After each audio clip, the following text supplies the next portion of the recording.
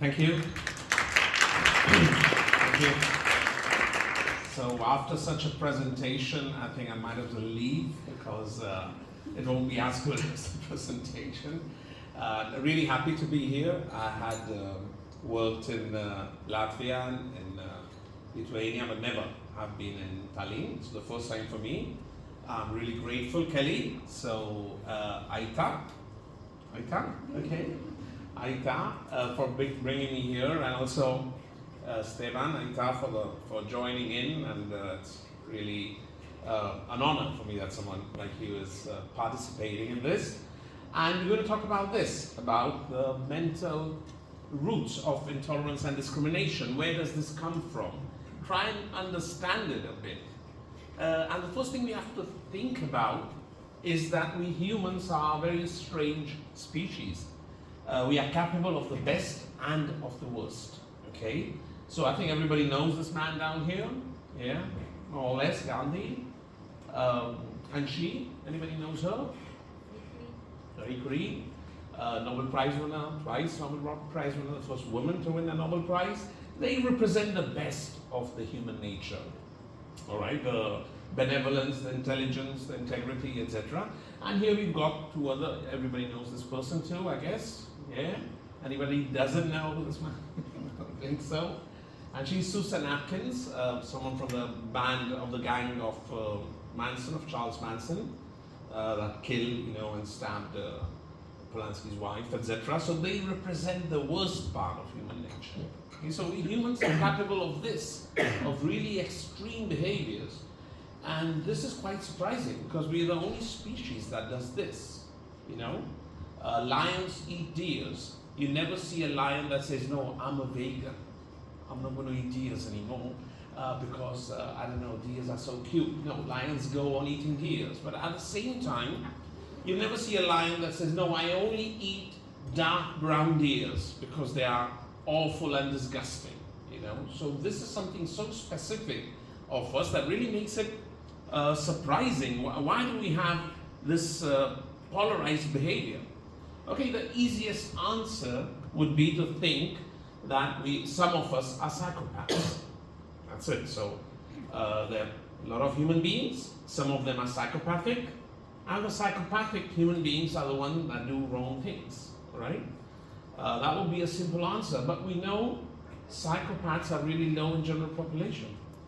The estimates run between 1% and 4% of population are psychopaths. So we can't talk about people being psychopathic. And even more than that, we know that many people that are not psychopaths sometimes have psychopathic behaviors.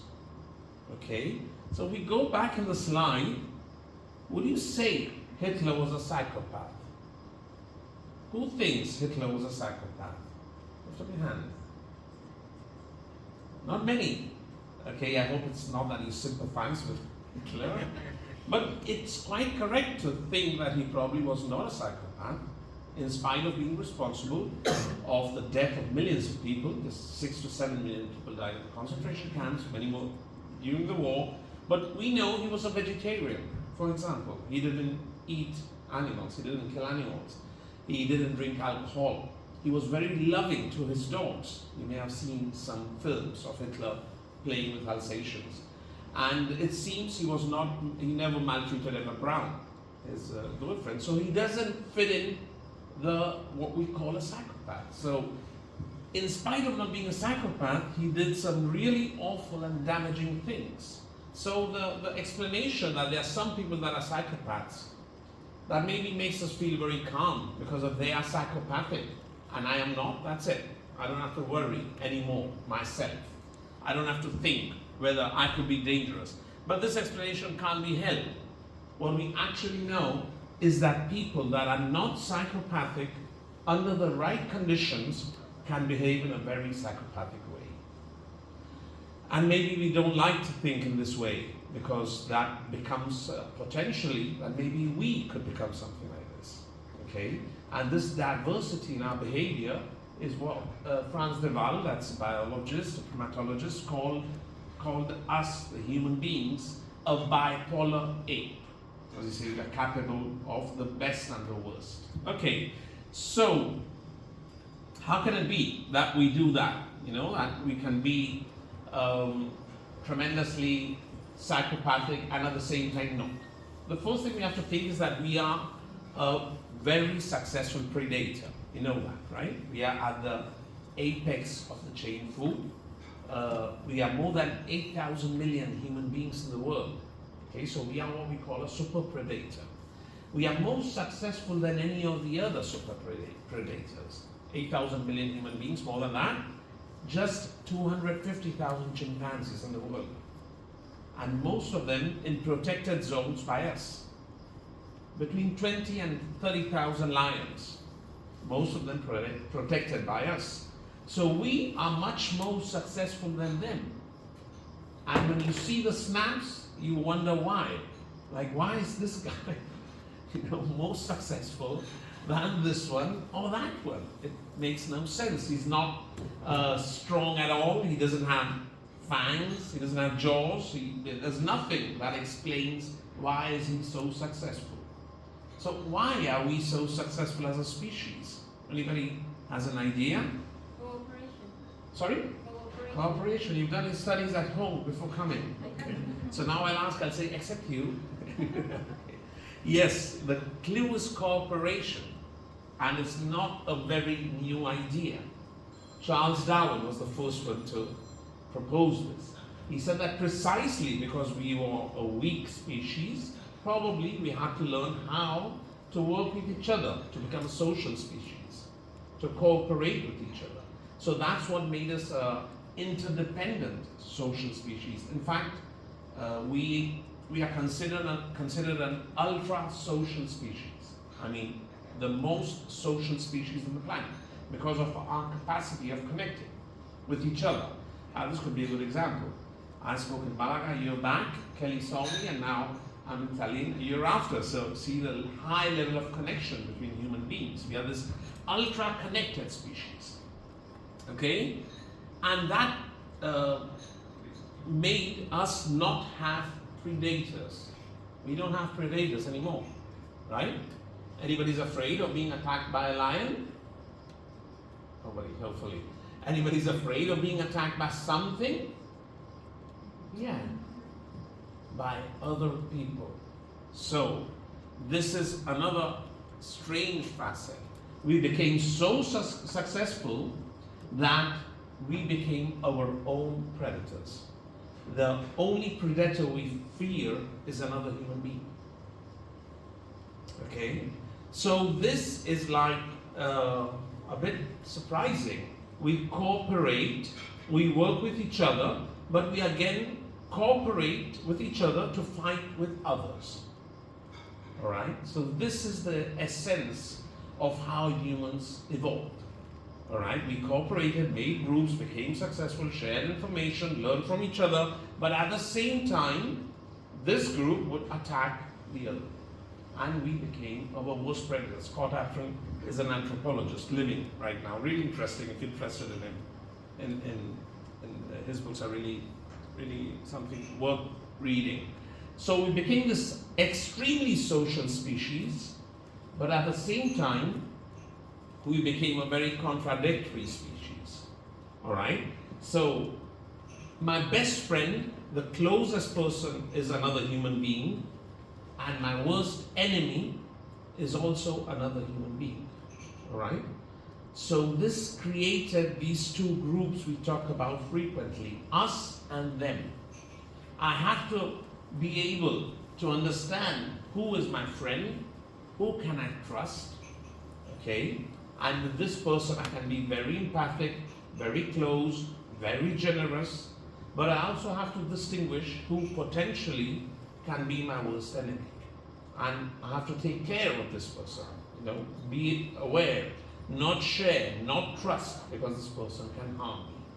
So we've got this double nature in us, the capacity to trust and be empathic, and at the same time, the capacity to deeply mistrust and be careful and stay away and really push away people that we don't consider our own. Okay? Yes? Okay till now? Everybody's following okay? Yes? And what's more important is that people can be in this group and then jump into that. Right? Don't think about big groups, think about small groups. For example, in many couples that divorce, maybe you know some, anybody knows a couple that's divorced recently? Okay, maybe a couple that was 10 years together, and during 10 years they were cooperative, helped each other, supported each other, break off, let's say they break off happily, they fight, but they start mistrusting each other each time more, and after 2 years, they actually are literally untrusting each other and doing a lot of things to avoid being attacked. And someone that was part of the us has all of a sudden become a part of them. Yeah? And under these circumstances, people can really change the behavior. How many people here think that one of their exes, maybe all, was a psychopath? Lift up your hands. Anybody dares lift up your hand? No? Nobody thinks that way? Okay, but sometimes people have this feeling. In fact, I've got clients in sessions that tell me, all my boyfriends have been psychopaths. So I always tell them, there's just 1 to 4%. Let's see what's happening. Why are they coming? But what actually is happening is that people can behave in very unempathic ways. And unempathy, not having empathy, is very close to being a psychopathic behavior. All right? And it's not so difficult to fall into this. We'll see a bit more of how we can go into this. All right?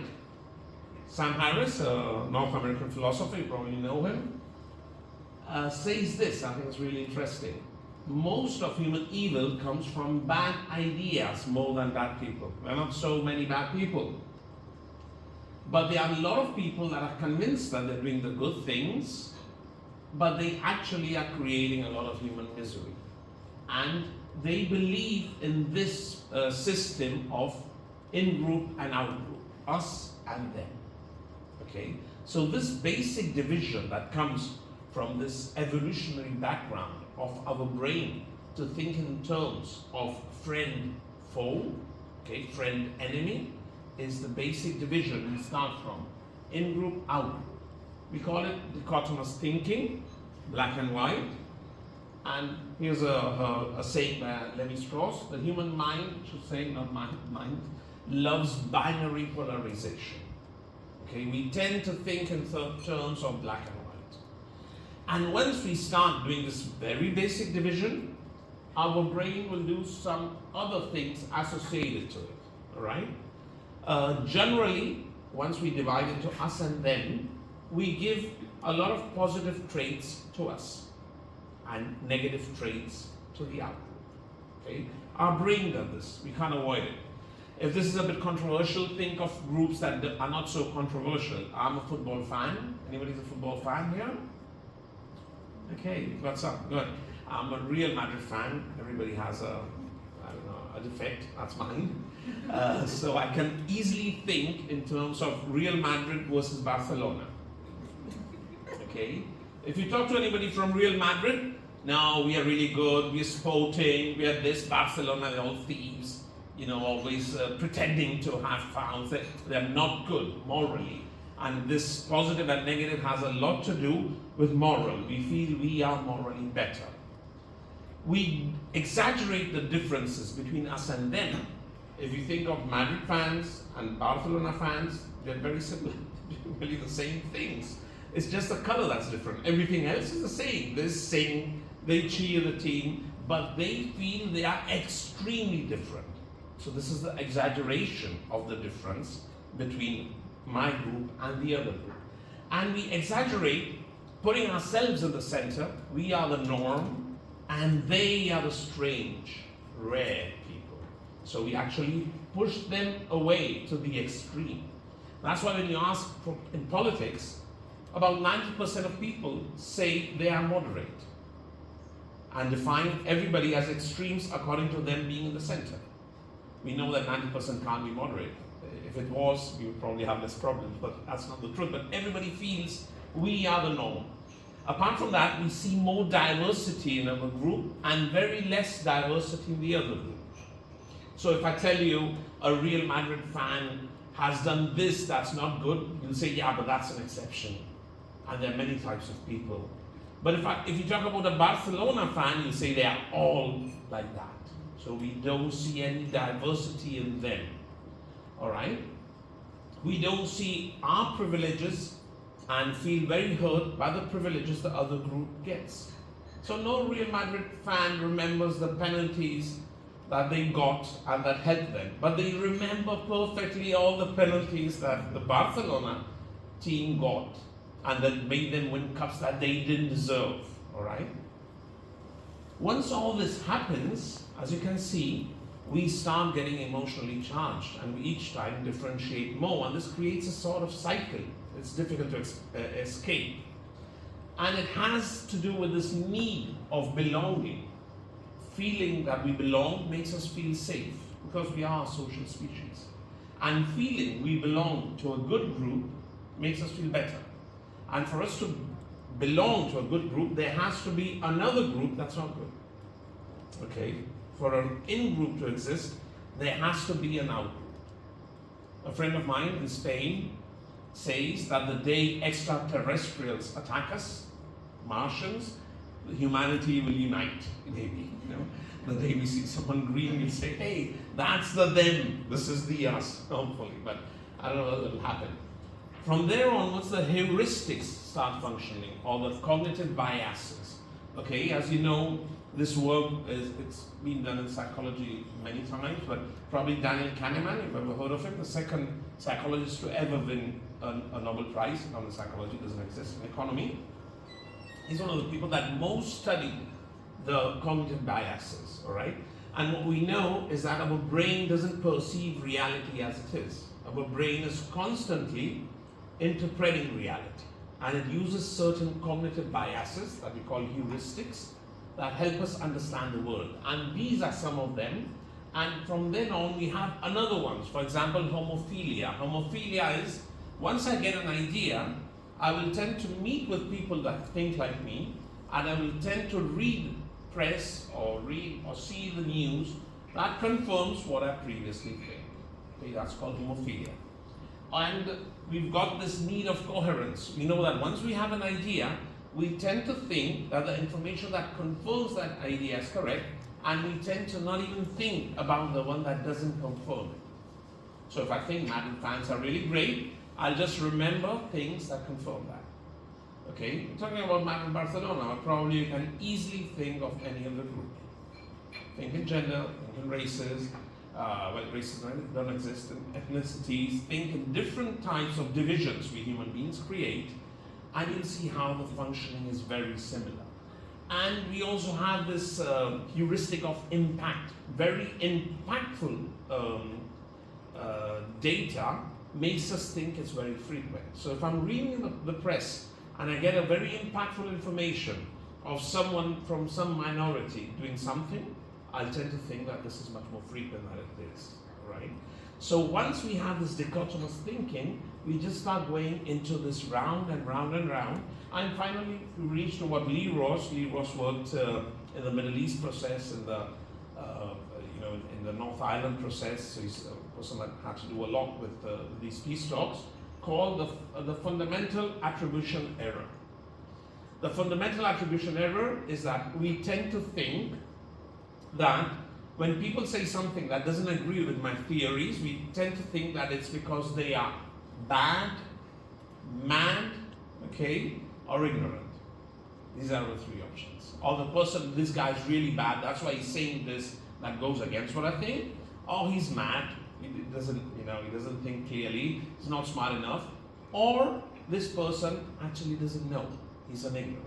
Okay, so this is the fundamental attribution error defined by Lee Ross that finally protects us from accepting things that go against what we already think.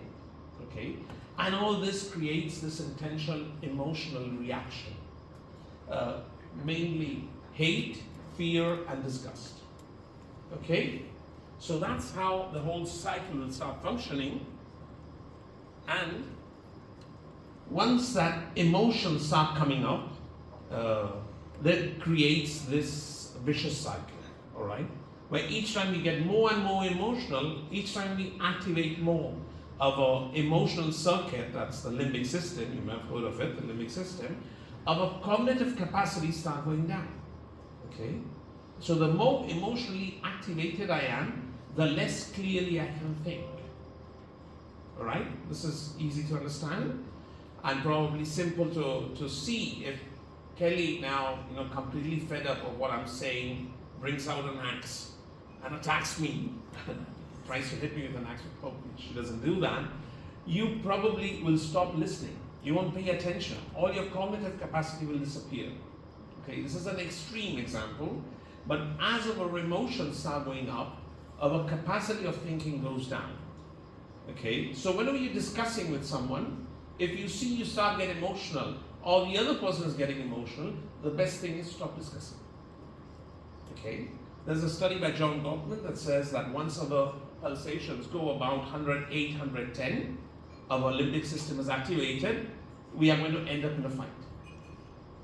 Okay, so a good way, now that Christmas is coming, you'll probably meet family members, and we have sometimes really heated discussions in dinners about politics. Just take your heart rate. If you see it's going above 108, stop it. Calm down, because from then onwards you're not thinking clearly anymore. All right, you've entered the cycle, and that cycle, if it's 108, is okay. But when it has to do with fear or disgust or anger, then it really, creates all this here. It creates the cognitive aspect, that's the prejudice, the stereotype, and the behavioral aspect. Okay, so in a way we would say the emotional comes first. The cognitive is the one that filters the information, confirms the theory, but then all this creates the emotional state. That's what actually makes us act out. So behavior probably has a lot to do with the emotional part, all right? And this will make us act out against minorities, the exteriorization. And another problem is the interiorization, I said it correctly, of the person that's suffering this. Okay, so we know that when a stereotype is made, the person that's being stereotyped starts believing the stereotype quite a bit. Okay, we've got a fantastic investigation by another Indian psychologist that died prematurely from cancer, Nalini Ambadi.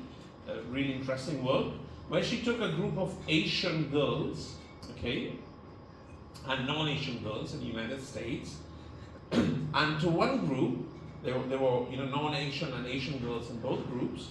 So one group received an information where they told them that boys were better in mathematics than girls. And we know this is true as an average. And in the other group, they received the information that Asians, girls or boys, were better in mathematics than non-Asians. Okay? And after that, they did a mathematics exam. And what they found is that in the group where the information they had received was that Asians were better, the Asian girls scored higher than the non-Asian boys. While in the other group, the Asian girls scored with other girls, lower than the group. So see how important this can be. And this was done just before the exam.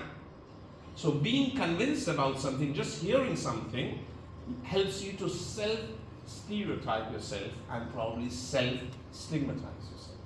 So it's not just what the other person is doing to you, it's how this starts going into your own mind at this very deep unconscious level that makes you think, in a way, I am capable, I am not capable. All right? When my kids were growing up, I told them many times, I can tell you the secret now, they're both there. I just told them many times the information that Asian boys and girls were very good in sciences, both of them in science now. So I don't know whether it worked. I did that small trick. Just so that they could choose. I'm not especially in favor of sciences or not, but at least they should have an option, not be convinced from the start that women are not good for mathematics. And apart from that, that's not true, but I can answer that in the questions. Okay, so all this starts functioning, and we see the worst results when the stereotype becomes so strong that in a way it turns the other person into a non-human object. Okay? And again, this may seem very strange, but it's not strange at all. We have two different networks in the brain. The more medial networks have to do with social processing, and the more lateral networks have to do with object processing. Okay, it means our brain activates some areas or the other in function of whether what I've got in front is a person or not. It's a subject, object. Okay, everybody sees that? Which of the two is stronger in human beings? The subject. That's why we see faces. Who sees a face there? And there? And many faces here.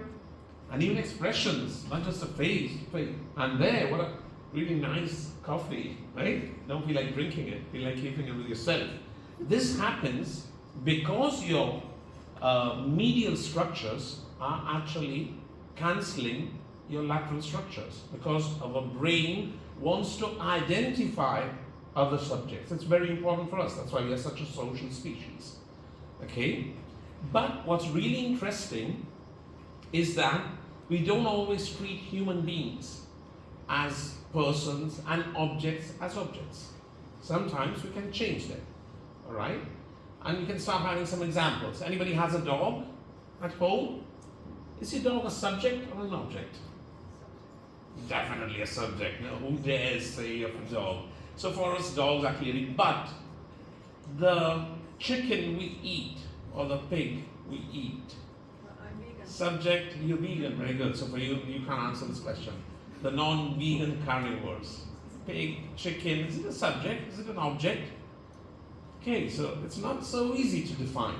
All right, we try to push it away.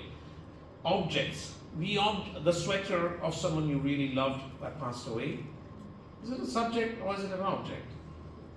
Well, it's an object, but it's more than an object, right? You don't treat it as an object. If I have a sweater of my father that passed away and my daughter comes and throws it on the floor, I'll say, hey, please, this is your grandfather's. Oh. So it's sort of, you treat it with the care that you would treat a subject, all right? So it's not always we do this. Surprisingly, we can treat other human beings as objects too. All right? And we know that two emotions really help this. That's fear and disgust. If someone creates a lot of fear in me, I can ultimately treat him like an object. Okay? And if something creates a lot of disgust in me, I can treat them as an object. All right? They become something nearly object-like, not a person. Yeah, you see this? Okay, very stupid example. Imagine I have, this is not a microphone, this is a dog poo, dog caca. Okay, imagine it, visualize it. If I've got this in my right hand, and I try to give you, in my left hand, and try to give you my right hand, who would come and give me the right hand? Not many people, right? You would not care about my emotions.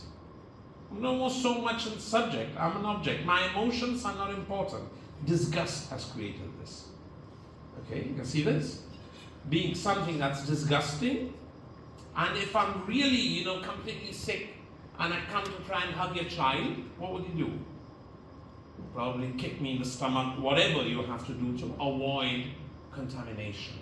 Disgust has to do with contamination in our brain. So evoking disgust makes our brain behave towards people as if they are subjects. Objects, not subjects. And the same thing with intense fear. All right? So now you can understand why in certain conditions people resort to creating fear and disgust. If you manage to convince the population that any minority is something we have to be afraid of and is something that is disgusting, people will accept nearly anything against them. Things that we would not accept for another human being, because we sort of consider that they're not completely human beings. Okay, you can see this, right? This is what puts us into what we call disgust and fear and anger into the state of legitimate defense. Okay? Legitimate defense, when I feel I'm defending myself and when I'm afraid or I have a lot of disgust, I have the right to defend myself. You will allow me to do things that normally you would not. If someone tells you that I hit Stevan with a bar on the head, not Stevan, sorry, I'm going to change the subject. If someone tells you that I hit somebody with a bar on the head and that person, had to go to the hospital with a brain hemorrhage, what will you think about me? Not very good, right? Especially this is the guy that had the pool and now he's hitting someone, so not a very nice guy. But now they tell you that I hit him with a bar because this person was trying to attack my daughters, what would you think? You'd probably say, a hero, okay? Maybe you would not think I am a hero. Maybe you would not understand, but you would definitely look away. All right, so intense disgust, intense fear puts me into the legitimate defense, and that makes many times majority just look away. And most of the worst things happen when a minority does them and the majority sort of understands, maybe doesn't approve 100% of what's happening, but understands and looks away. Yeah, makes sense what we're talking about? And disgust and fear are going to be a central aspect of that. All right? In fact, if you want, really to harm someone, portray someone in your work. You hate someone in your work. Best is go to a psychologist and work on your hate. But if you want to really harm that person, start talking disgusting things about that person. Disgust is a very strong and powerful emotion that makes us really want to avoid or do bad things to people. In fact, bullying has to do a lot with disgust more than with fear. And this is how, we start going from these basic biased conditions we saw, these basic heuristic, with the intensification of the emotion, to small prejudicial acts, maybe very small jokes, jokes about, people with sexual orientation differences, jokes about women, jokes about minorities, and these are small prejudicial acts that start going up towards more systemic discrimination, and many times the majority is looking away, because in a way, I don't agree 100%, but I'm going up, and in many cases, or in some cases at least, ending up, this is what we call the pyramid of hate. And it's important for us to understand that it starts from very small stuff where we are all involved. All right, we don't like to think that way. Again, we like to think it has to do with these other psychopathic people, not with me. And probably it does have to do with me, maybe just looking away, or maybe sharing those jokes, that biased attitude, that situation that ultimately can climb up and reach to something else. So what do we do with this, all right? So the first thing we should try is try and remember this. We are capable of the best and we're capable of the worst. So we have this diversity. We've been focusing probably on what makes us go to the worst side, but we are also capable of that. And we should try and strive and look for that and try and become the best we could, all right? And this Valerie Curtis, she's also a biologist, passed away too, really interesting work. And she has this phrase that I really like: individual brains affect the content of culture, and culture affect the individual brains. So the culture we create through this small talk, through small attitudes, probably is creating the situation where things can happen or not. And what we have to remember is that as humans in general, and this may be surprising for some, we've actually improved lethality in all our historical measures was between 2 and 15%. That means out of every 100 people that died, 2 to 15 were killed. All right? In times when there were no antibiotics, children were died at birth. In spite of that, there was a lot of lethality. Currently, in 2021, the lethality for human beings was below 1%. So we've really improved a lot. And in fact, we've become the least lethal of the primates, while we were before the most lethal primate. So things are improving very slowly. And for people that are suffering, probably this is not much of a news for them. They're happy with it. But we have to try and remember this. We've been capable of improving things, and we should go on. An example, in 2024, Europe, the most lethal part of the world, the death rates, interpersonal violence, was 0.33. That's probably the lowest we've had ever, okay?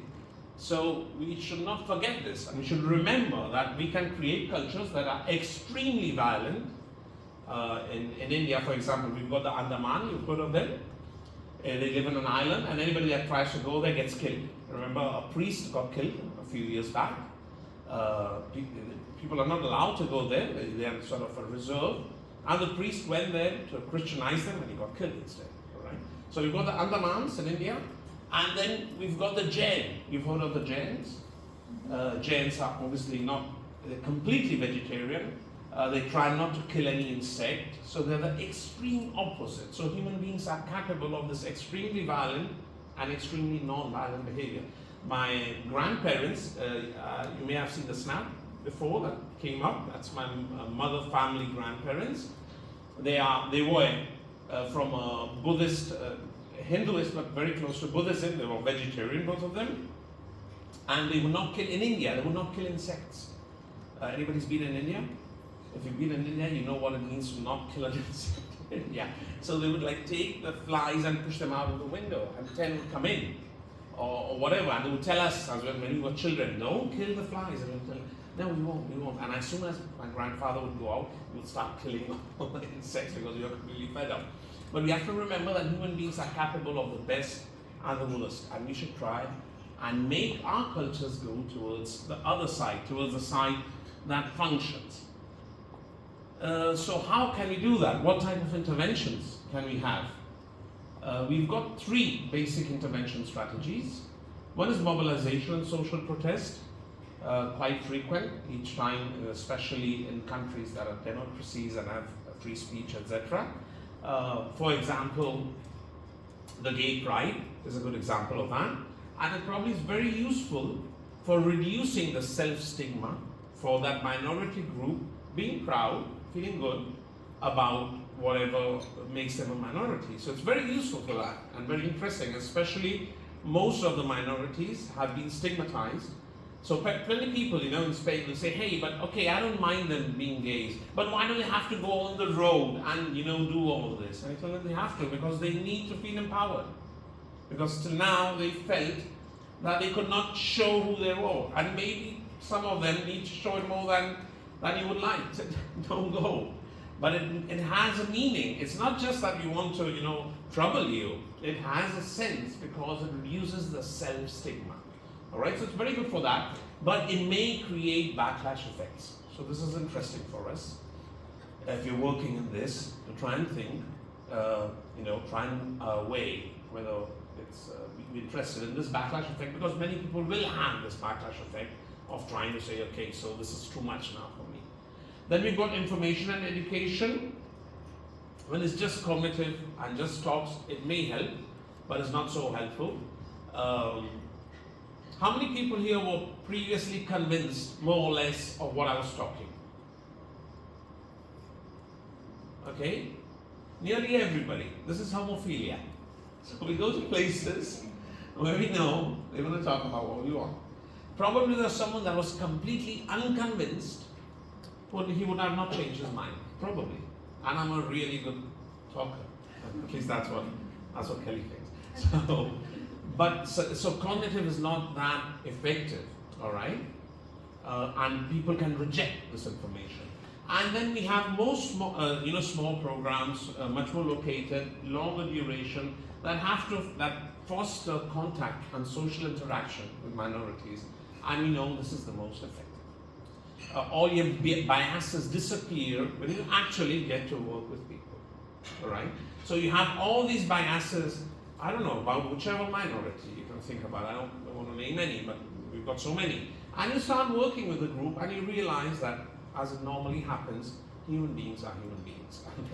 They're good and bad and regular like nearly everywhere else. So we know that these type, the most expensive probably interventions, are the most useful interventions. Well, that actually are going to change because they're going to work at the level we know. They're going to help us start questioning all this, all these biases, make us realize how our basic ideas are not very sustainable. It's not that I belong to a fantastic group and all these are horrible people. No, it doesn't function like that. It's probably much more complex than you would like. And this social interaction and connection is what's going to help in this, all right? At the same time, we can remember how the biases function. and explain people about cognitive biases, because cognitive biases are unconscious. Okay, and that's what we're talking about here too. So try and explain people. People tend to give you examples always with a cognitive bias. No, well, I know whatever that killed his neighbor. That's called the law of small numbers. That's a cognitive bias. We can't reach to any conclusion. The 1, 2, 3 cases don't tell me anything when we're talking about entire populations. All right, or I knew a case, that's the impact. So probably help people understand that we all have cognitive biases, but that we can counter them. We can try and correct them and try and look at the wider picture. Okay, but for that you have to realize that you have these cognitive biases. Second thing, as I said, when you discuss, if you see people are getting altered, stop discussing. That's my recommendation. And sometimes you may get quite angry, depending on what you're talking about. Maybe you're talking about gender violence, maybe you're talking about racism, and you get quite offended by what the person is saying. But normally if you enter in that fight, it's going to be a fight. If you want to have a fight, have it, but it's not going to ever convince the other person. Alright, so if you can calm down and stop and ask questions, maybe the other person think, so then you think actually, yeah, there are more thieves in this minority than in others. Let's look this up. And as we've got Google now, that's really helpful. Hey, no, this says that no, you know, that they're not a higher percentage, or actually try to reflect and try to eliminate the cognitive biases, try not to get emotional in discussions, okay? And this you can use everywhere with your family members too. You remember, once we start getting emotionally activated, the discussion is going to end in a fight. Who had a fight in the last week with someone from his or her family? Couples, sisters, brothers, mothers, nearly everybody.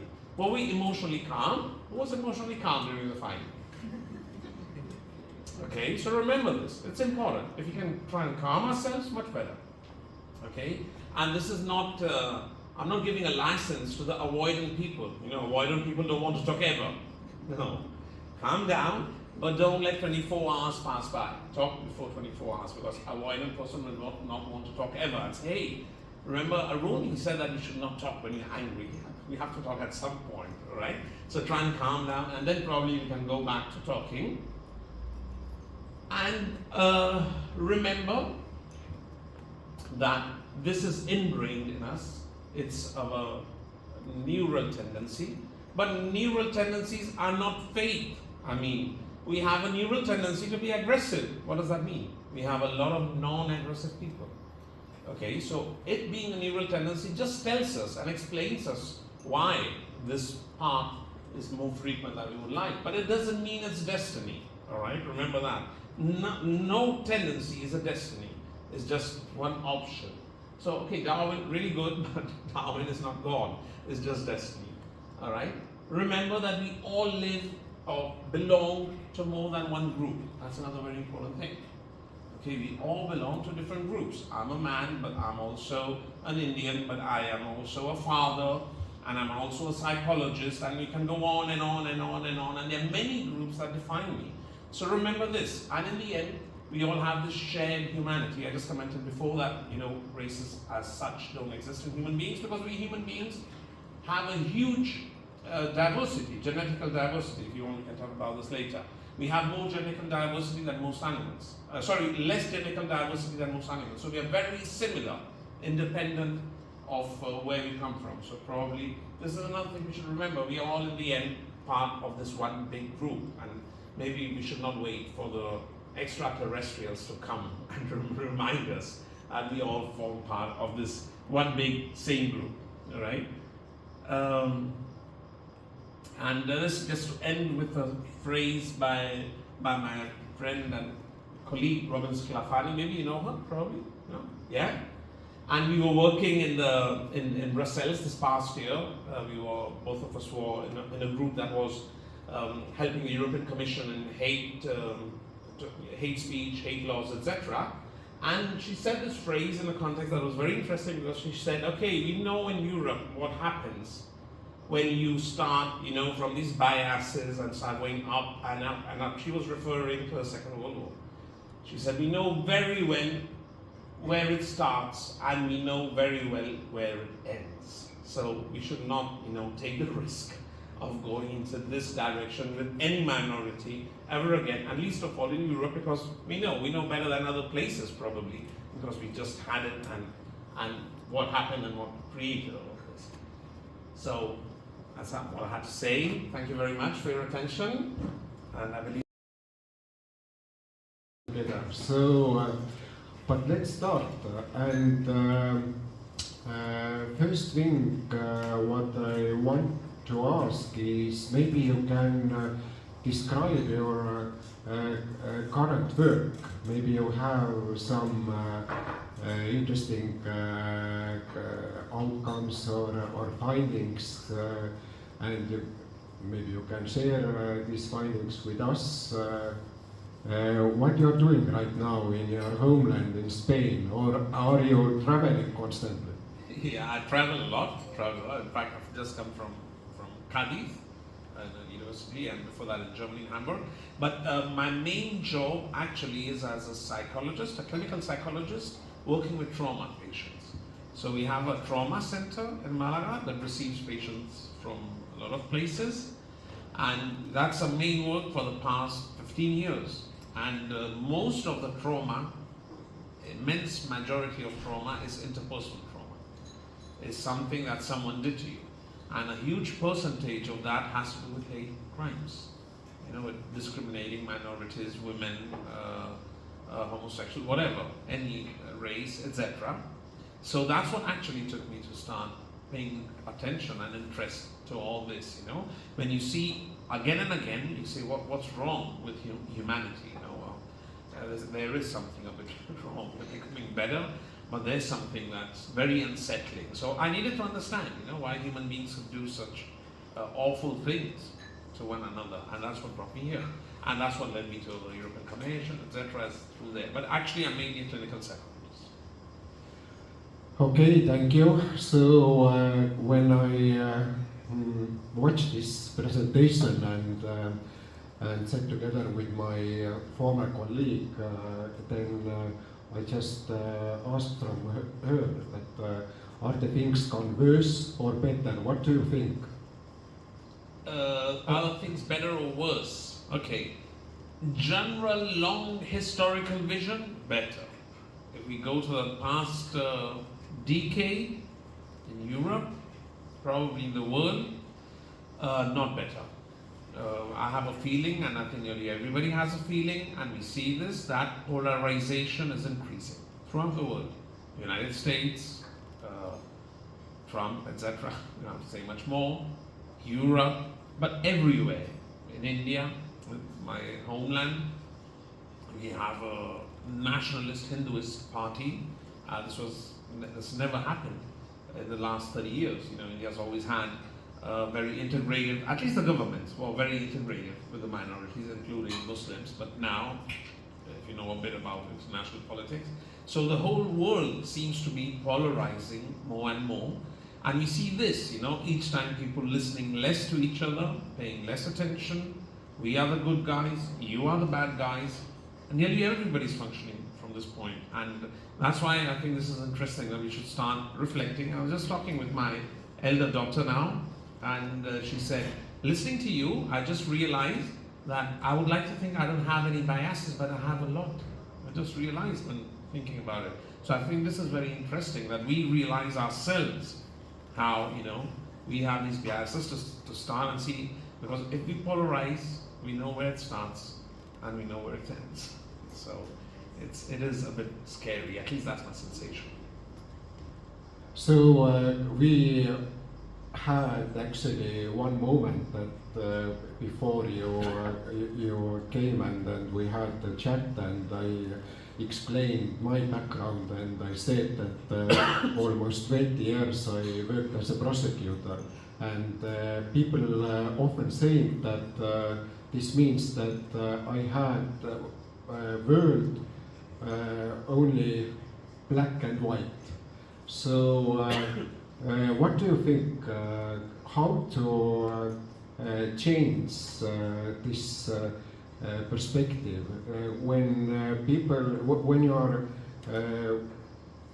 working every day, and of course there is concrete things and people are working, and the world is quite black and white, and I think that the prosecutors' world is black and white. How to change it? Okay, you told me how to change it, so I can tell them what you told me. Because we talked about this during lunch, and you told me, and I think it has a lot to do with what we talked about, that how you have changed since you worked in the third sector, in transparency, as a lawyer, how being in different contexts with different people has changed your vision, right? You're talking about this. And this has to do with what we were talking. What changes actually coming in contact? That's what really changes. And maybe some professions have to be black and white. Maybe. I think it's not. For psychologists, we always have to understand everything.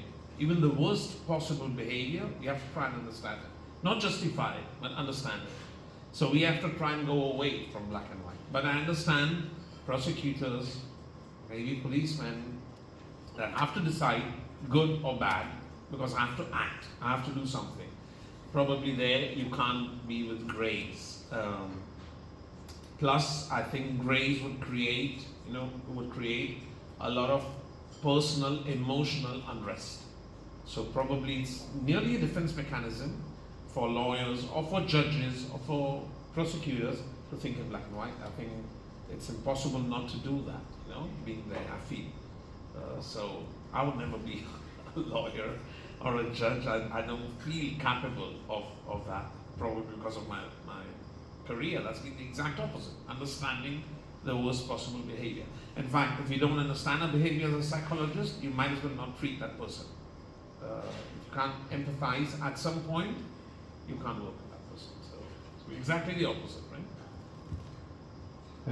Over the last years, I asked a question from myself that how to be objective, and because I see that in legal system you have to be objective, and you need this kind of characteristic, and so what do you think? Is it important characteristic to be objective, and how to remain objective? Oof, that's really tough for me to answer. Okay, I think it's different to be objective when you have an external set of rules. For example, as a prosecutor, this is the law, so I can try and see whether the law is being fulfilled. That's being objective with an external set of rules. I feel, and maybe you can tell us much more about this, I feel more than me, and law also has to be subjective. It has to come into the differences, no? At least I remember a lawyer friend of mine told me that two big types of injustice. One is treating people that are same in a different way, and the other one is treating people that are different in the same way. So I thought this was really, a really interesting phase, and probably this has to be with being more subjective and understanding what's happening in this person's life. But I think maybe you can tell us more. And then just one last thing, but for the general population, for the ones that are not prosecutors, all of us, I think we have to try and foster critical thinking in ourselves. And remember, critical thinking is not criticizing the other person's thinking. Anybody can do that. A Real Madrid fan can do that. Critical thinking is being critical about your own ideas, trying to understand how those ideas came into your head in the first place. That's the actual critical thinking. So I think probably that's our effort should be that, okay, to see what's happening. But probably from that's I think that that's the most important thing, critical thinking, and this answer I looked for. So thank you. So, but let's talk about. What could you tell us about this objective as a prosecutor? I think it's interesting. How do you manage that? I don't know how. Yeah, it's my answer can be that I am not a prosecutor anymore. So, but right now I just think about the objectivity and all the things which are related to this characteristic, then I think that when, for example, when I read something, read an interview or then just how to be objective, because someone tells me that, for example, this person who gave interview is not reliable person. So then, but I do not know this person. So and I cannot condemn this person. So I have to remain objective, and I face this kind of situation every day. So every day I have to remind myself that my main mission is to remain objective when I analyze or just analyze new information, for example, or meet new persons, or making new contacts or something like that. And but yeah, the second thing we talked about objectivity and how to remain objective. I think nowadays the main question is also how to be empathetic. Let's talk about empathy. What do you think about the role of empathy? How and where the person can find empathy, the skill of empathy, and what do you think? Okay, that's again, we could have a workshop on this. It's a complex question. As a psychologist, I would have to say that we can't be objective. This probably is not very good for law. But we are not objective. We don't see objective reality. This just doesn't exist. We are all subjective.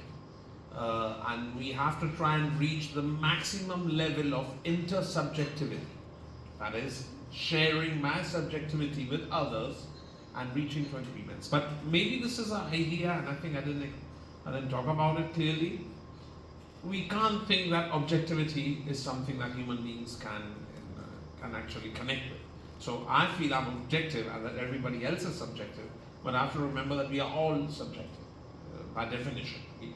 The world is too complex, okay? And then empathy.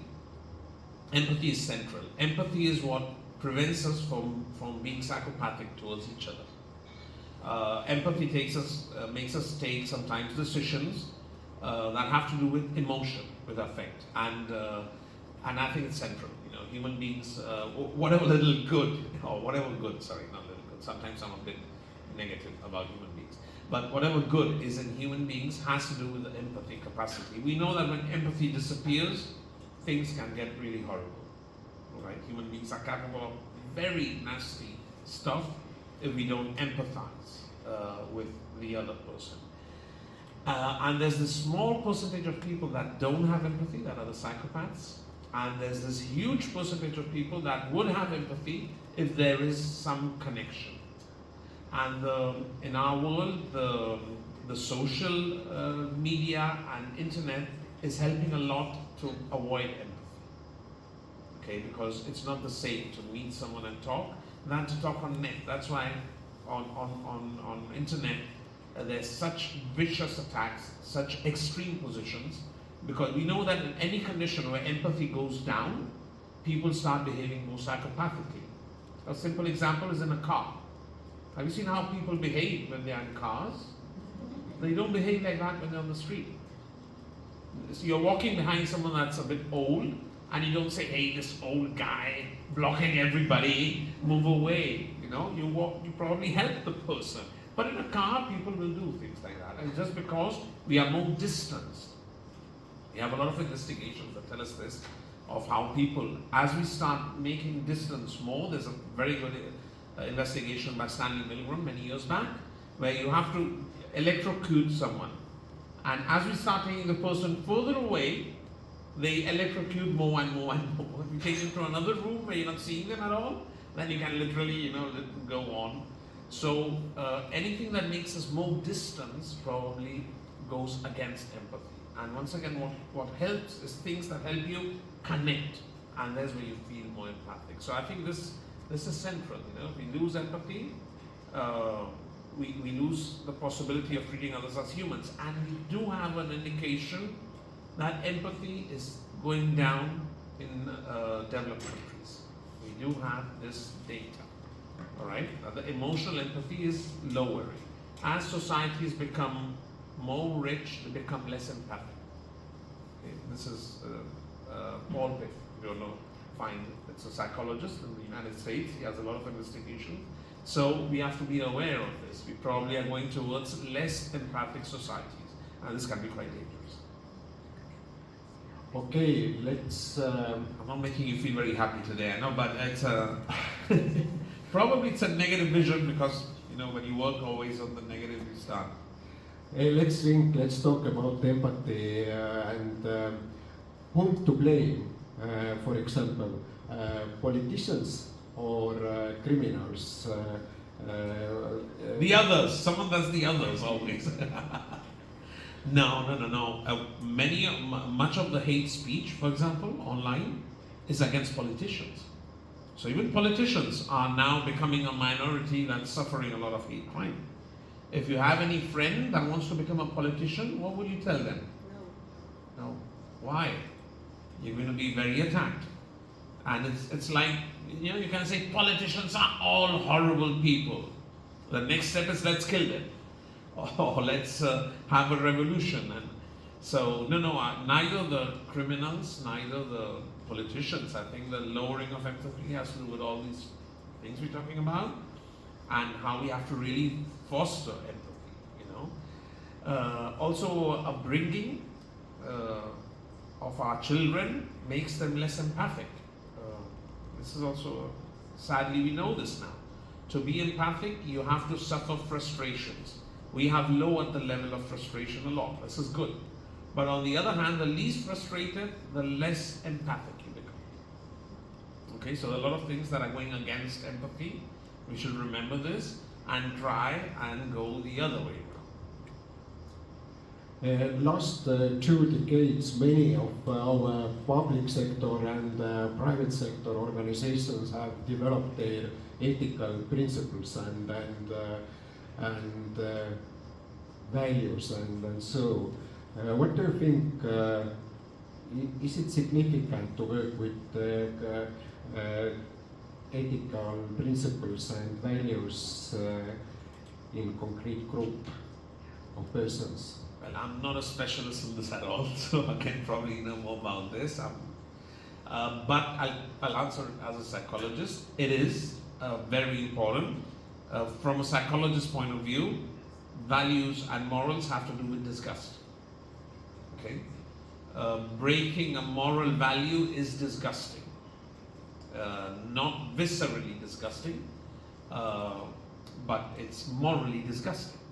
And we use the same words for moral disgust and visceral disgust. Okay, so working with values is counteracting disgust. Okay, and this is very important. If you remember what I talked about, disgust is, we call it a silent emotion or a shadow emotion, because most of the times we're not realizing that they are creating disgust, and it affects a lot of our behavior. So going against that, counteracting disgust through moral values, through cognitions, through thinking, not working from the visceral, actually thinking how things should be, I think it's very, very important, and it can have this counter effect of lowering disgust. So I think that's very preventive and very interesting. When you see something disgusting in your workplace and you want to report about this thing, then it's much related to the whistleblowing, that the person who sees or knows something about the wrongdoing, then you can go and report because this is disgusting, this is against your values.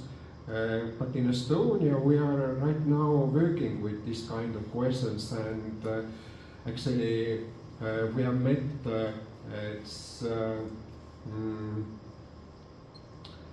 this reaction that all these persons who are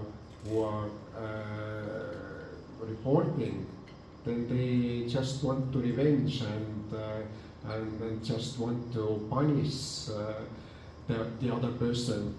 But what do you think? Is it this reporting and noticing and just walking with the open eyes, and is it important, or how to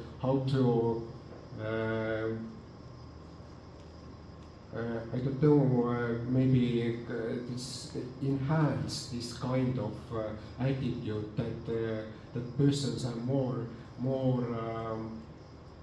open and also they are willing to just to come and talk about the bad things, not just to be anonymous and just to write some comments in the media or in commentaries, but just to come and openly speak up and fight against the wrong thing.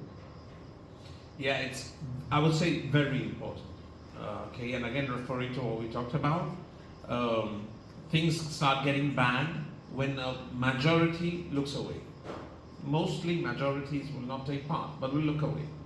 So people that don't look away are very important. The people that are being in the majority, not maybe sometimes, feeling secure because maybe the person in the minority doesn't have the enough sense of safety to, say something, or doesn't feel included. And if I'm an immigrant in this country, maybe I'm afraid of the police, so I'm not the person that's going to go. So it's very important that the majority doesn't look some other way, and whistleblowers are very important. I think they're extremely important. And again, here we have to break our tribal mentality. Okay, we know where it comes from, but we don't live in tribes anymore. So in tribes, a traitor is horrible. That's why it's traitors. You talked against the group, and maybe this made sense when we lived in tribes. But now we yet use that. I've heard teachers tell kids, okay, we're doing this, but you have been, I don't know how you say this, chivato. How do you say chivato in English, kids? Huh? Say it louder. Snitch. Snitch. So I've heard teachers telling kids, you did this, I'm going to punish them, but you are a snitch. This is very wrong. We have to change this mentality. It's not a traitor, it's someone that's talking against the group. And it's very ingrained in our head. And it's completely mad. It's on the contrary, it's something really grave. And many of this has to do with these secrets, kept even in families and places. That's the other thing we have to start thinking. Forget all this protecting the group. And here these people are very important. We do know that we need safe places because the reaction, I may have, the intention to talk, but if the reaction I get is not a supportive reaction, then I'll stop talking. Okay, so again, it's very important. Many times we have to create specialized, for example, in Spain, until we didn't create specialized police units where people that were trained about sexual aggression, and mainly women, were there, we didn't start getting reports of sexual aggression. Because if you are women, nearly 90% of sexual aggressions are against women, and you go to report, and there's a man that makes a sneer or says, what were you wearing? You probably go back and go away. So we also need to create these structures that help people that have the intention to feel safe. Okay, and I think this is very important because this is what will avoid this majority looking away. That's so deadly, and has been so deadly historically. Thank you. So what do you think about anonymity? Is it bad or good for the human beings? Okay, we can know in the internet, okay? So anonymity many times fosters very violent speech and probably creates this. And then for some victims, we know anonymity can be helpful because they may say in anonymity what they would not say in other places. We have a web page in Spain where people can go up and talk about aggressions, and many times things come up there that don't come up in another place. So that can be a positive aspect, I would say. So it's probably good and bad, but in many aspects, anonymity is very dangerous. We have all this harassment, hate speech on the internet. That's very much based on anonymity and lack of empathy because of this distance. Okay? So it works both ways, I would say. Okay, I will give you some comments about our legal system. We in Estonia, we trust our legal system, our judges. I think that we trust also our prosecutors and defense counsel, all the systems. So, but the law and the ethical principles provide that the judge have to be impartial and without prejudice, and of course other things which come international standards and so on. So what do you think, does the polarization constitute some kind of threat to the legal justice systems or not? Can this somehow decrease this impartiality, what we are waiting from the judges, or not? Totally. Polarization leads you to simple thinking. Okay? That's why it's so attractive. It's very attractive to think in simple terms because for us, unpredictability creates anxiety. So predictability is very useful. If I can know who's good, who's bad, who will harm me, or who will not, this is so relaxing. But it's simple thinking, and it goes completely against complex thinking, and critical thinking is a part of complex thinking because things are much more complicated. And when we have complex problems and we try to solve them with simple thinking, things can again turn really bad. So I think polarization is a great threat because it goes in that direction, that simple direction, two big groups, polarized, black and white, and not only two groups, that's bad enough, but two polarized groups, I mean, that are more extreme. So actually, what happens with polarization, and we can see that in politics now, is that the middle is disappearing. I mean, the people that could reach agreements, being of the different groups, they are disappearing. Everybody's going to the extreme group. So this is, quite bad, and it's becoming, and it plus feeds on itself. It goes on polarizing each time more. So I think we really have to, and I'm convinced, and I do this a lot, and sometimes my daughters feel ashamed of this. In dinners, in lunches, I try to talk about things in a least polarized way because I think you can really do small things and hope that things turn, because otherwise, where do we go in the end? Okay, one question from the audience. So,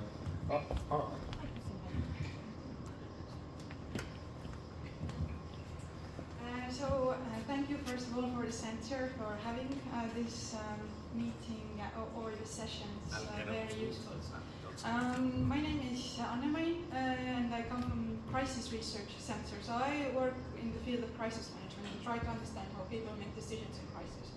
And I think it's relevant also the time we live in, times of crisis. We nowadays say that we live in a polycrisis, and one crisis doesn't even end when the next one starts. And I think the crisis literature say it's very clear that crises make biases worse. People make more bad decisions under pressure when they feel that their values are under threat, etc. And they start to look even more for the safety and for the in-group. So this environment we live in, and we have seen this also in the history. So the example of Nazi Germany, it didn't come from out of nowhere. There was economic recession in Germany, and Hitler was actually an elected leader. So people trusted him to solve the crisis that they were living in. They were looking for some kind of safety. And I think we spoke quite a bit about anxiety, but we also see apathy. So some people, the majority, who starts to look away because situation gets so terrifying that instead of doing something, they just shut their eyes and I don't want to deal with it. So how to tackle this when you cannot change the crisis, It's everywhere in the media, and even when people try to escape it, I know a lot of people who say that I don't read the news anymore. I can't do it, it's bad for my mental health. But how can we change it or tackle it if you cannot change the environment, the crisis? Yeah, very good question. And I hope I had a good answer. My answer is not half as good as the question, I'm afraid.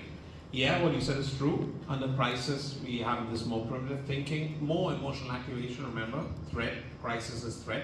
And the two major feelings, remember, fear, disgust. We talk about Nazi Germany. What did they manage? What were the Jews? A threat and disgusting. Okay, remember that's constantly. Or Middle Ages, the witches, they ate babies, disgusting. Now we had a president saying that immigrants eat dogs and cats. It's not just something said, it creates disgust. This is important to remember. And both fear and disgust are defensive mechanisms. Okay, fear to protect under attack, disgust to protect from sickness. This is how we evolve. So this makes us go to a very primitive thinking, to defensive positions, to legitimate defense. Anything can happen, all right? So that's one part. So it's important to remember this. But we also have to remember that the perception of crisis today, we have a lot of bad things happening, but objectively, we are not in the worst situation at all. We probably, in certain aspects, are in the best situation. Not in all. And some countries are not having a nice time. I'm not saying it's general. But it's more a sensation of crisis. We live in a general sensation of mad crisis. We are all convinced that things are going to become horrible and that the next generation is not going to live much worse than us. And we transmit this to the next generation that's even more anxious. And this leads, as you said, to, how do you call this? Learned helplessness. Okay, you know this concept, we know this a lot. When there's a lot of threat, there comes a time I say, okay, forget it, I'm not going to do anything. And that's apathy. That's one part of it. The other part of the apathy is idealization. Okay? I'll try to explain this. Idealization is, again, simple solutions to difficult problems. All right? So, democracy doesn't work. Politicians are corrupt. All are thinking about themselves. Hey, stop. That's what politics is about. It's normal. What happened before democracy is that people killed each other. Brothers killed each other, you know, to become king. Now they just fight in the parliament. That's what we wanted. You know what I mean? But we have this idealized version that every politician is going to be Nelson Mandela. No, that's not going to happen. But this is better than what we have. Also, when we idealize too much, people say, okay, this doesn't function. Democracy doesn't work. I remember the famous phrase, no, democracy is the worst system except any other known system. So we also have to remind this, you know, again, it's again simple thinking, simple solutions. Hitler was a simple solution at that moment, and it was never a solution. And now sometimes we may be going that way, so we have to stop and explain to people that there are no simple solutions. Things are complex, that's how they work, and the situation probably is not so bad. And maybe the system doesn't function, and there are a lot of corrupt politicians, I'm sure, in Spain and in Estonia, and there are a lot of non-corrupt politicians, and in any case, that's how democracy functions. So try also to come out of this sense of crisis. And many times, we people that are working in these dramatic situations, ourselves forget, and you know, we constantly focus on the negative. It happens to me many times. I see 6 patients, and I have a sensation that the world could be destroyed and nothing will happen. So we should try and remember, you know, that okay, things improve, in many aspects we've improved, human beings have done a lot of good things, and go in that direction, and not look for these simple solutions. As I told you, not as good as the question, but I tried. Thank you. Any questions?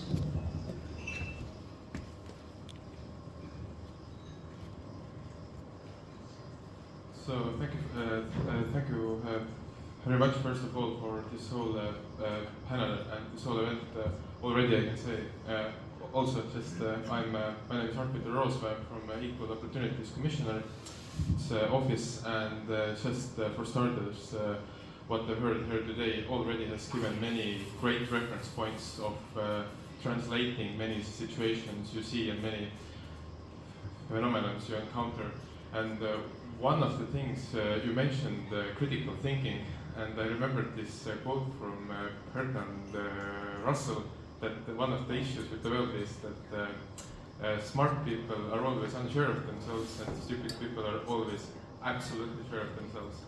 So, a really good point about critical thinking I haven't thought about myself was that true critical thinking is not just critical thinking towards other things or the things you see, but also yourself. And that's sort of the key of one of the keys of combating hatred.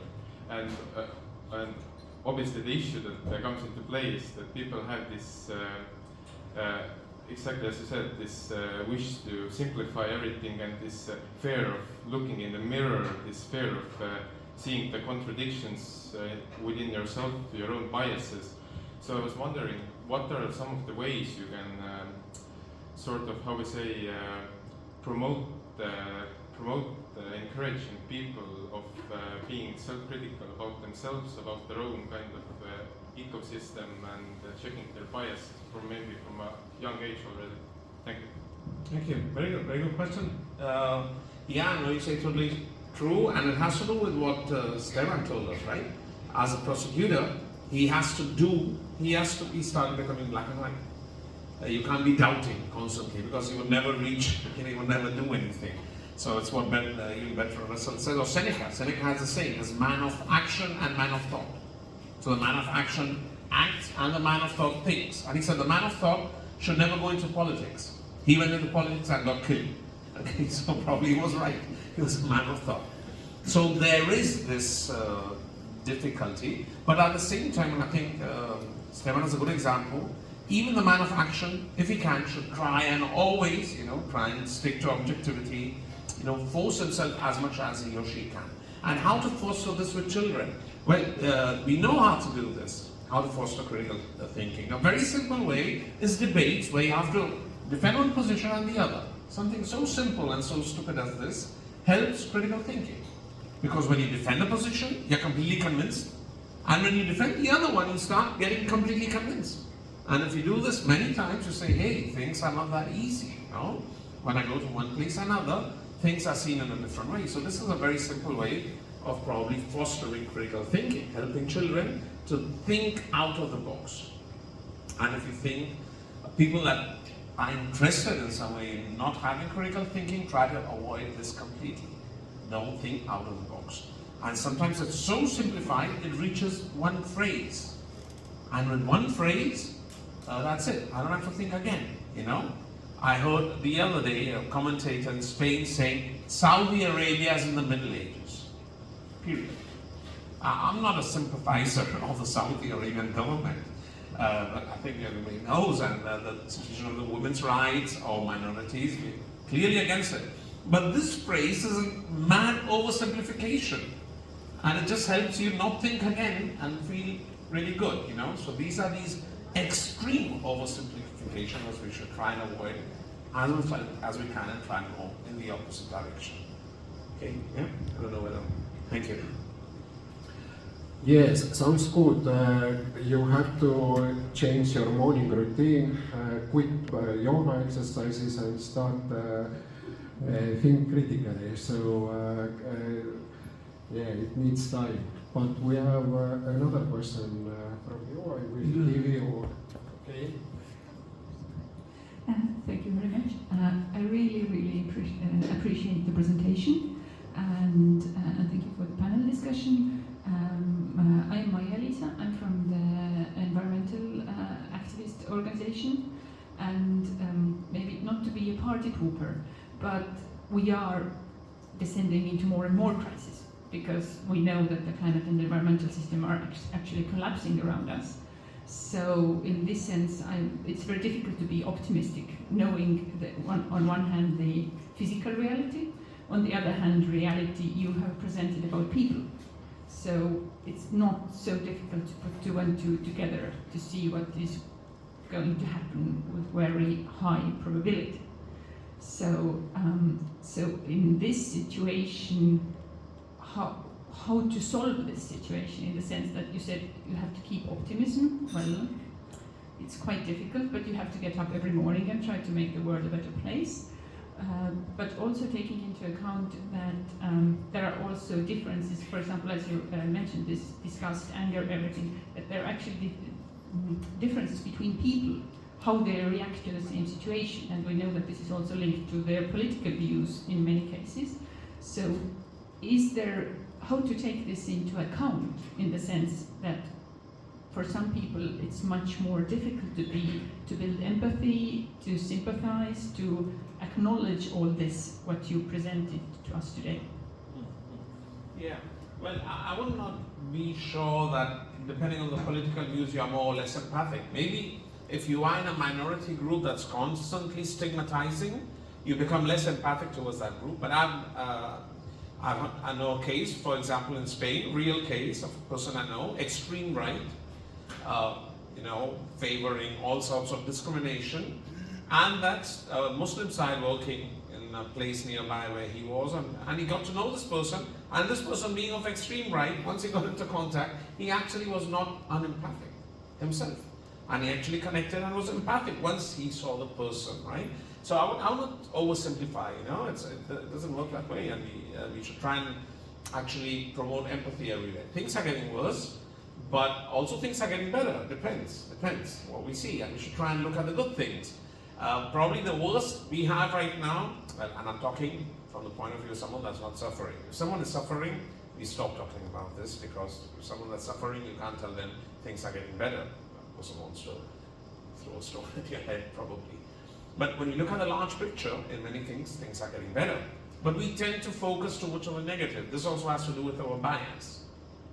Human beings tend to focus on what's not functioning. So we have to counteract this bias too. For example, one of the worst situations is ecology, we all agree. And we've reached a critical situation, climate change, etc. Okay, anybody remembers the ozone hole? You remember that? 15 years, that was the worst thing. What happened with the ozone hole? You remember? What happened? You know what happened? It's not there anymore. Why? Because we finished with the CFCs. Human beings did this. You remember the acid rain? Remember the name? Anybody that has certain age remembers the acid rain. Acid rain was going to finish with everything. Acid rain is no more a threat.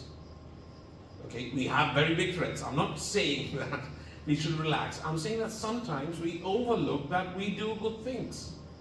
And we manage things. And well, we should try and go in that direction. Because once again, talking about Robin, we know where the other direction goes. So let's try constantly to look at this side and help this side grow. Not being overly optimistic, because that again has a backlash. As we said, idealization falls down. No, embracing complexity. And saying things are complex, things are very difficult, but sometimes things go in a good way, and let's try and go that way. At least that's what I think. I've got 2 daughters. We have to try and promote the world to a better place. Okay, so I don't know whether that was an answer or just, maybe not, but then we can have a beer later and go on talking about it. Thank you. If I can clarify. Sure. Just to clarify the examples you brought about how we solved the crisis. These crises didn't involve people changing their behavior, their identity, or anything. The problem with the current ecological and climate crisis is that people have to change their habits, which are very much tied to their self-worth, self-identity, everything. So if you start telling people that you shouldn't fly anymore, you shouldn't drive your car, you shouldn't eat meat, these were things that we didn't have to change because of the ozone layer or the acid rain. So in this sense, the crisis is much more like closer to people. Everybody has to do something. So in this situation, it is that people feel that like they are attacked, that they have to change. People don't like to change. Yeah, totally agree. I can't say no. I would like to say no, but I can't say no. But okay, so this takes us to another place. We all have to do something. The previous crisis was solved by politicians. The ones that we say that don't do anything. Remember? Okay, they passed laws that banned the CFCs. That's why CFCs disappeared. People didn't stop buying, fridges or deodorants that didn't have CFCs. They just stopped making them. So politicians saw something. Remember that too. These people we hate, they're the problem for everything. Maybe it's not so simple. And now, yes, many things have to change our habits. Let's see. But even then, there's always a very big, huge range of possibilities. And we should always try and take it to the one that helps most people. And not just say, okay, this is enough. And I do feel many times that when we're working in this, we can burn out. It's, as I said, there are days I come back home and say, wow, if a lightning falls. And there are days I think this about men. I come home, I've seen 6 women that have been sexually assaulted by a man, by different men. And I come home and I said, okay, if a lightning falls and kills all men, you know what I mean? And then after a while I think, no, I know good men too. So that's probably we should try and probably when we are so much into it, it's normal that there comes time when we say, wow, this is not worth it anymore. Okay? Thank you. Yeah. Probably $1 million question, but how to speak to people in a way that they actually want to change themselves, that they don't feel threatened, they don't want to block out everything, they understand that the situation is bad, but they actually do something. Yeah, $1 million question. We've got a workshop where we teach this and we charge you $1 million. That's okay. That would be what I'll say. Now I'm selling you a new workshop now. It's $1 million question, there's no easy answer, but generally we can think of certain things. Don't define yourself. If you define yourself, you put in a gap. If you say, I am a socialist, if another person is not a socialist, he'll stop listening to you, you're prejudiced, and that's it. So don't define yourself. Let the other person talk. Listen with interest. We have these listening abilities. The basic listening ability. Remember? What is the basic listening ability? Listen to the person who's talking. Don't counter argument in your head while you're listening. How to do this? You think you have to end up resuming what the person has told you. So when the person finishes talking, tell him, did you mean, and resume. And until the person doesn't completely agree, don't go on talking. All right? Many times when you tell them, did you mean this, when they hear what they meant, they start changing. Well, yeah, but not exactly. And they start changing. And from there you can try and start a dialogue. And if you see things start going out, stop. Remember, 108 pulsation, stop, because that's going to end up in a fight. But this is a good tactic you can use. Okay, at home and with friends and with known people. And maybe from there you can try and start fostering talking. Also, when people feel they are heard, they relax. And when he sees that you're resuming what I just said, I feel heard. Okay, so that also calms them and helps them to hear you. It's not going to be magical. I won't be able to charge you $1 million for this, but it's a way to start. Okay, to at least start trying to have this dialogue. Thank you for a very interesting presentation. I have tried to convince people to, as discussed, let's say, by remembering that my arguments don't have to convince me, but the listener. So I have made this experience, for example, experiments in the social media that try to use the words that the person understands. For example, I had many military background people who thought vaccination was a very bad thing, and then and also people who had sports background. And then for the military background people, I tried to make them understand that this is like a military training exercise, that you train the troops and then they are more ready, and some of them are going to the civil life, but when the bad guys are coming, then you understood. And then the sports sector person, I told that how when you don't train for a while, it comes back quicker. So you like build you like train so that you can react. And I don't know if I convinced them, but at least they stopped like telling me that I'm brainwashed by the media, and because I think I showed them some respect. I didn't say that you're wrong or something like that. But so, do you have any comments or ideas about this? Great job, great job. Really interesting, very interesting ideas, and I think they add to what we were just talking about. Use the language of the listener, that's very important. And because language is something that indicates which group do you belong to.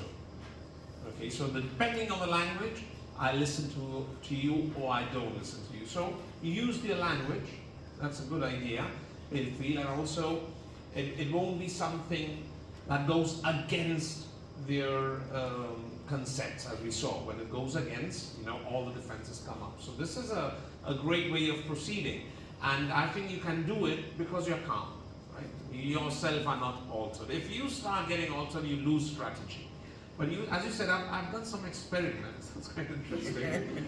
So you were like, see, what do we do to this guy to see? So that's not a bad way of looking at things and trying to debate. And maybe even in this debate, you got some good ideas that you've not thought of previously. So you're also open to this possibility.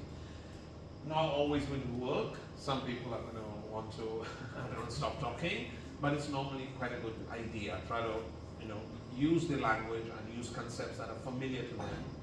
And another thing you didn't specify, but you did say in a way, start by saying yes to something that's okay in what they said.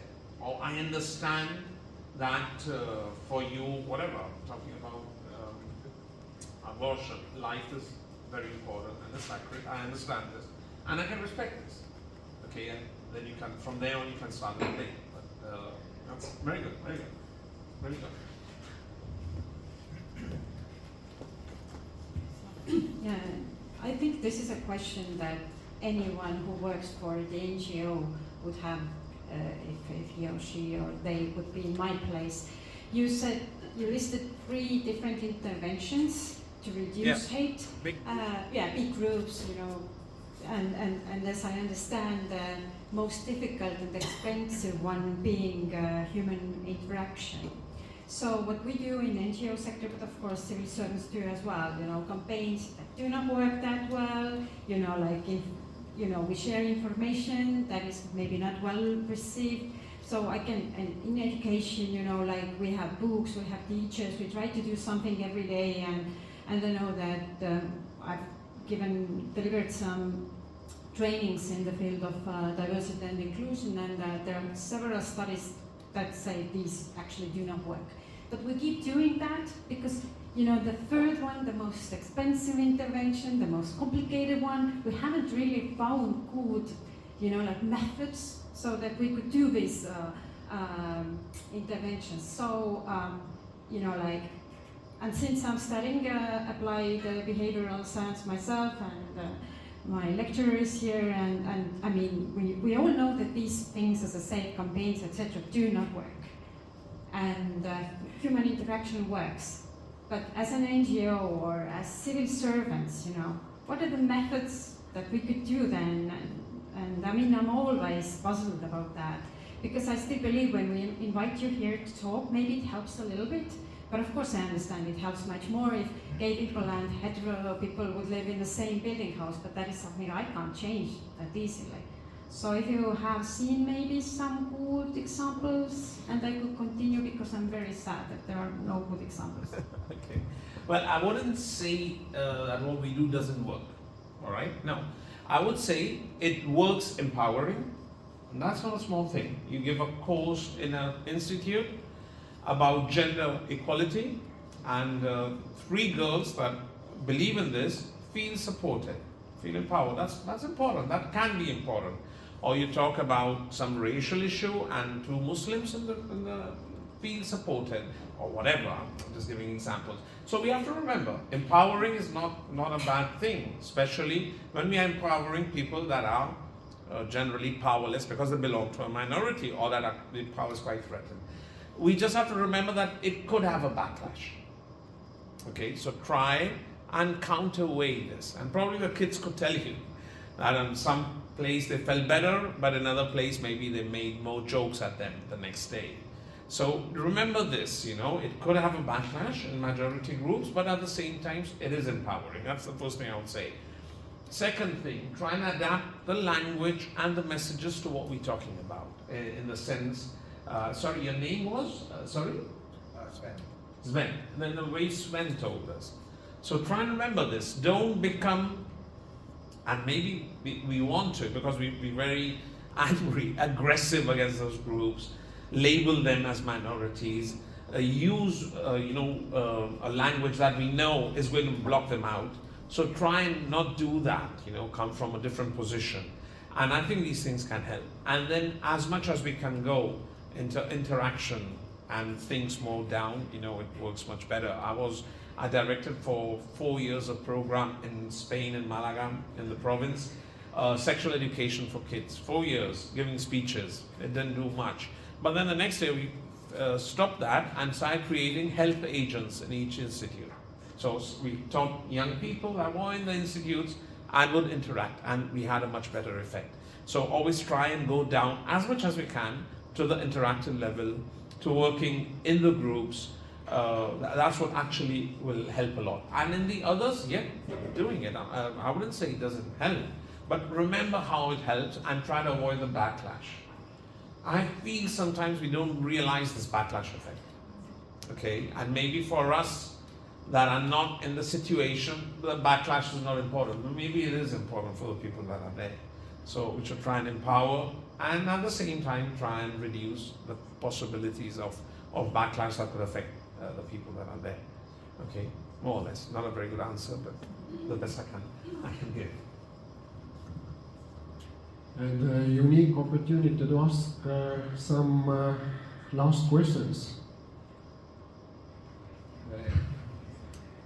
Hello, my name is Greta, and my question is about the human nature, in a way that there was like this underlying idea in your presentation that it is in human nature to do bad things. And good. And good. But I feel like, would you agree that this itself is a dangerous stereotype? For example, if we take the book of Rutger Bregman, and they're, you know, counter arguing that, saying that the psychologists have been saying this for ages, and this itself creates the idea that human nature is somehow like being evil, or it's in human nature to do bad things. What can I say? It goes against my own stereotype. I'll have to do critical thinking. I'll tell you what I think. That doesn't mean it's true, okay? I think it's in human nature to do good and bad things because we see it every day. Human beings do a lot of bad things. And it's, as I said, we can attribute it completely to nature and say, no, they are born bad, they are psychopaths. That makes us feel very calm. But this is not the truth. What we see is that human beings can go in one direction or the other. That's a reality. And what we have to try and see is what helps them go in one direction or the other. And now we have this vision that human beings can go in the positive or the negative. But during a long time, we had the other vision. Since Rousseau, the good savage, the idea was humans are good, culture makes them bad. Okay? This idea has been quite dangerous. There's no human being without culture. We are cultural animals. So what we actually have to do is analyze our culture critically and try and see where does it lead us. You know what I mean? So cultures that favor being aggressive with women will make a lot of people aggressive with women. And cultures that favor the opposite, so that's what we actually have to think, you know? We actually have this huge potentiality, and because we have this huge potentiality, my personal stance is very important. Okay, this is another interesting idea. If things were just because of nature, then what I do or don't do is irrelevant. You know, human beings are going to, lions are going to eat deers, that's it. But if our potentiality is precisely doing this or this or this or this or this, my personal stance becomes important. Because I'm contributing in a way, in my small way, everybody in a small way, to one way or the other. Okay, so that's what I would say. But the opposite of human can be good or bad is what? Humans are either bad or humans are good, and culture makes them bad. We've already had that idea for 200 years. French Revolution, the hippie movement, all that came from human beings are good, culture makes them bad. So this had a mythical idea that they could be human beings without a culture. That doesn't exist. We are cultural animals. I mean, we know why, plus that would be a bit long to explain.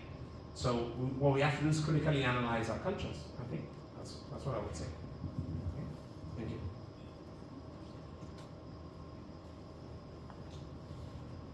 Yes, actually following up on that line of thought, we were speaking before about anonymity, and you said that anonymity fosters hateful rhetoric, hateful thinking, and which do you think is it more? Is it that anonymity actually, in fact, fosters these kinds of hateful biases, viewpoints, acts, whether they're verbal or different, or that it simply gives the people the ability to let it out what's inside them anyway? Yeah, very good question. Again, this again has to do with our theory of emotion. Okay, so in the 1960s, 70s, 80s, in psychology, we had a theory of emotion, where emotion is something that builds up and has to be let out. Okay, so we have this abreactive vision of emotions. So you get very angry, you take a thing and start hitting something, your anger will go down and become a better person. That's what we thought. Emotions don't naturally function like that. If a person is, if someone has been a victim and has been felt very powerless, having an aggressive behavior and feeling powerful can be helpful, because it counteracts the feeling of being in defense. But people that just express their anger become each time more angry. You know, it doesn't go down. If your partner insults you today and it goes on, tomorrow it's more probable that he insults you again. And if he insults you even more, the next time it's more probable that he breaks something, you know. Expression of emotion doesn't naturally make it down. So if we have this vision, we would say, okay, this is there, this just lets it out. No. But the environment also makes you feel emotions in one way or the other. Okay, so if I go to a football match where it's allowed to break things and break the other guy's head and end up in fights, it's not just it's coming out what was there. Maybe some people have whatever, but the whole structure is actually fostering this to happen. You know, it's helping this happen. And people that would not feel the need of doing this, I'm not saying everybody, maybe there's some people there that would do it anyway, but some people would not do this in any other place, and they are doing it here because this situation is helping. And the web can be very helpful in that, you know, this anonymity, where empathy disappears. You know, when we hear about one case, you know, this is someone and they show you the photo, etc., we feel empathic. If they tell you 1,000 people died, it somehow makes you less empathic, because we are very contact animals. So anonymity has that.